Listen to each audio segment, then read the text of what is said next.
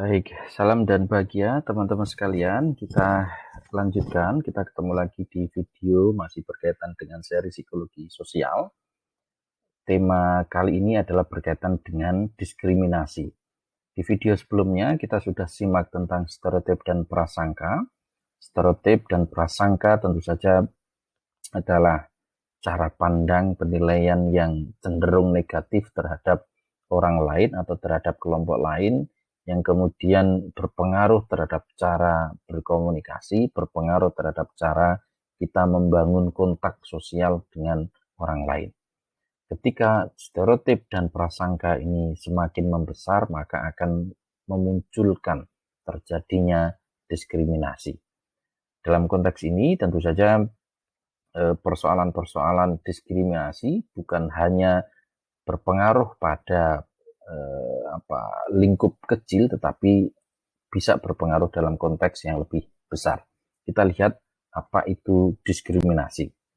Menurut Baron dan Berne, diskriminasi adalah tingkah laku negatif yang ditujukan kepada anggota kelompok sosial tertentu yang menjadi target dari prasangka.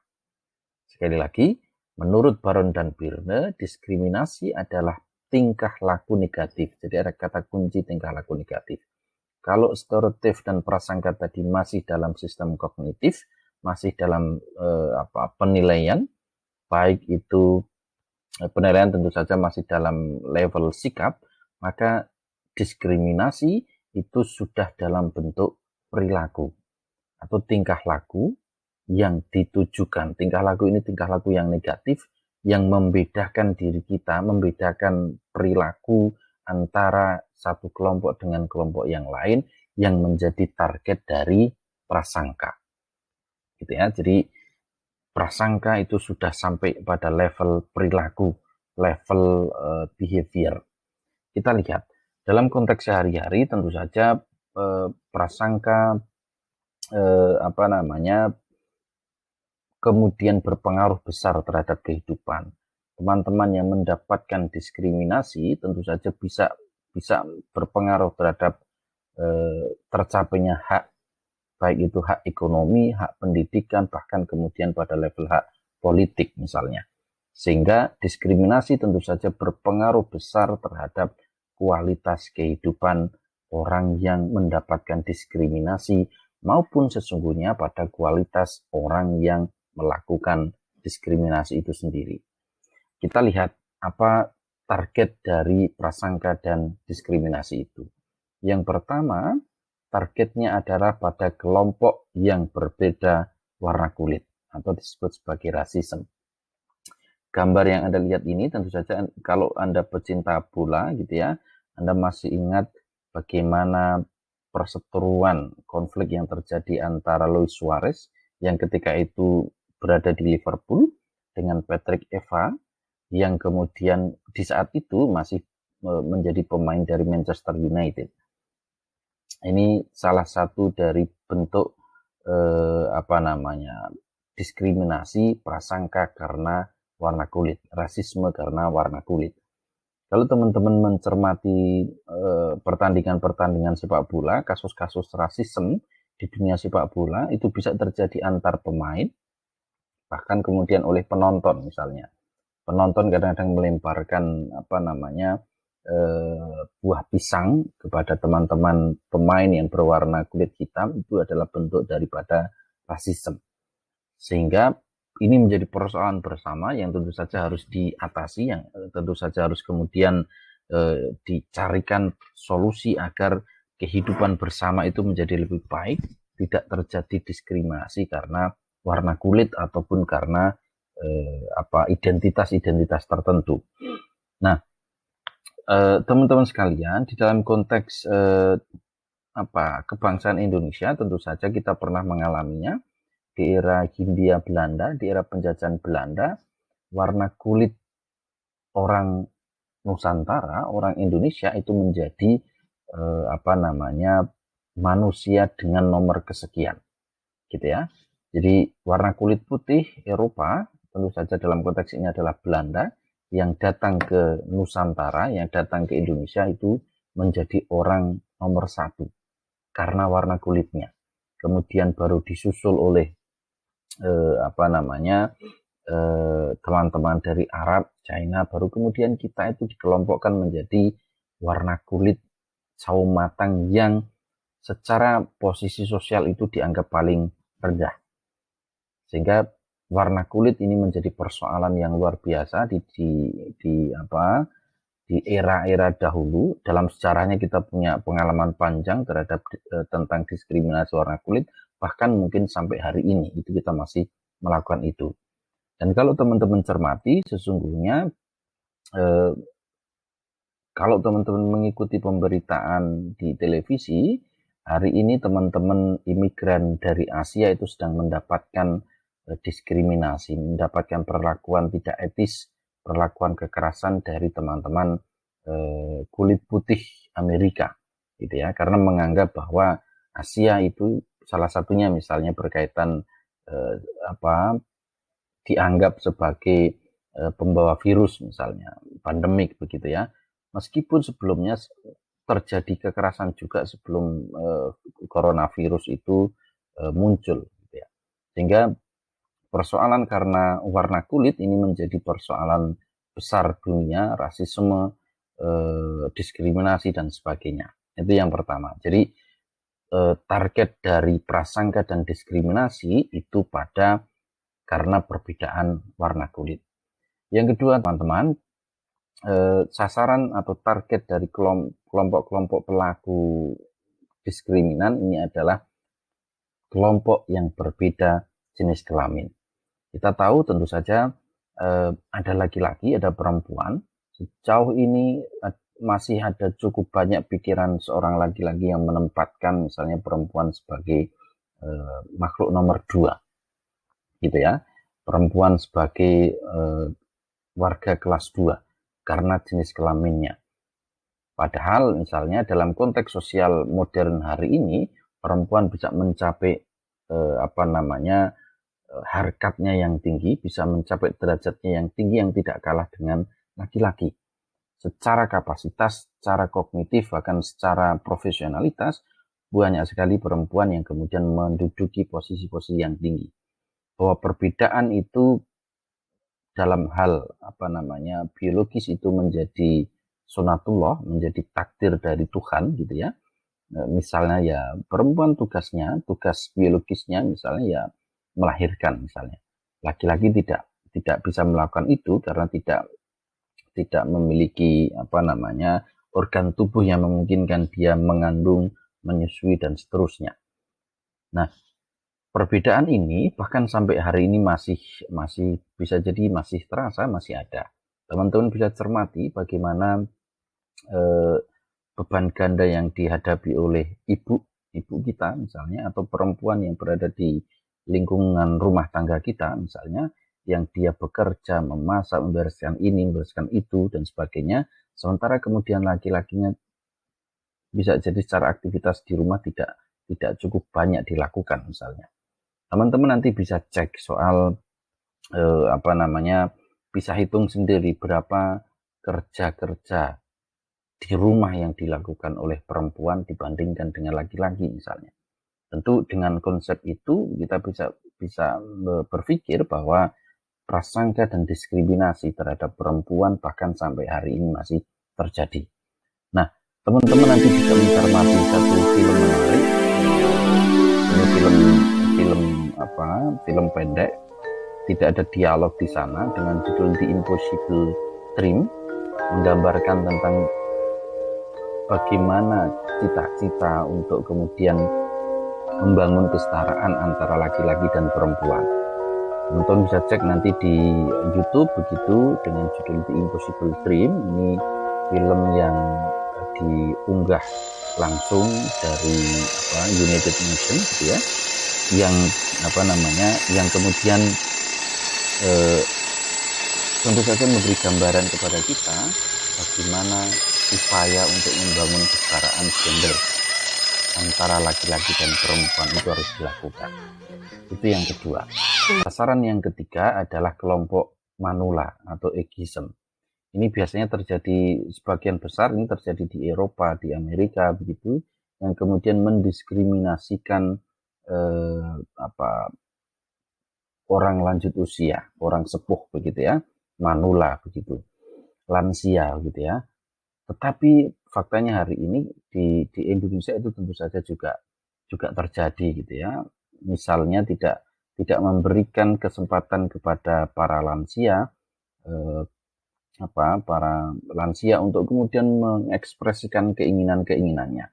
Kita selalu menganggap bahwa lansia itu lemah, tidak bisa melakukan ini, tidak bisa melakukan itu gitu ya, sehingga mendiskriminasikan pada aspek-aspek kehidupan sehari-harinya.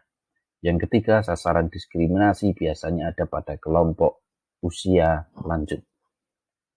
Kemudian teman-teman yang keempat, tentu saja pada kelompok dengan keterbatasan fisik atau disebut sebagai difabel atau disable. Jadi karena perbedaan kemampuan, perbedaan bentuk tubuh dan sebagainya, teman-teman difabel selalu dilihat dengan orang yang nomor sekian, gitu ya, tidak normal dan seterusnya, sehingga dia mengalami diskriminasi. Dan biasanya ini terjadi pada dunia pendidikan, kemudian dunia pekerjaan juga begitu. Dianggap kemudian karena tidak mampu, maka ya tidak diterima dan seterusnya. Sehingga proses kita untuk kemudian melihat betul kelompok difabel ini, kelompok dengan keterbatasan fisik ini, seolah-olah kemudian dianggap sebagai makhluk yang harus dikasihani. Tidak perlu kemudian diberi kesempatan dan sebagainya. Tentu ini pendapat yang keliru, maka proses untuk membangun inklusivitas gitu ya, membangun pola relasi hidup yang inklusif, tidak membeda-bedakan, itu harus dilakukan, harus mulai dibangun.